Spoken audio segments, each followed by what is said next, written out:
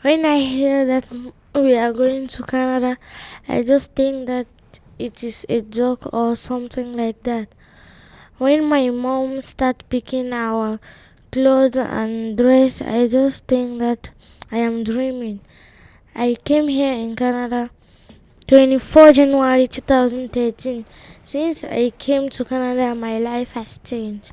In Cameroon, they told us that when we came to the airport, there will be someone with a cap or a shirt of the UN. But we couldn't find him.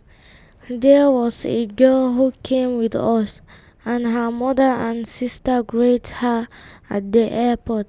She held her mom and started crying. I was thinking we are going to stay at the airport forever.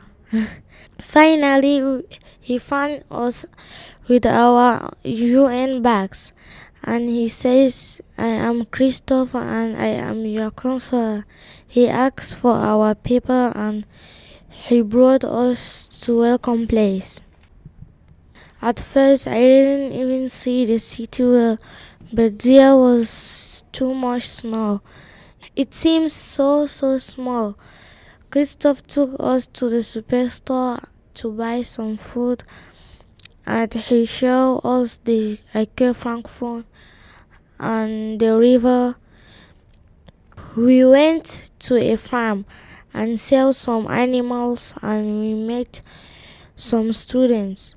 When we saw a map of Winnipeg, I saw that it was so big, bigger than Cameroon. Now I am waiting to go to school. We are waiting for our house. I want to learn more, to meet some other children and make some friends.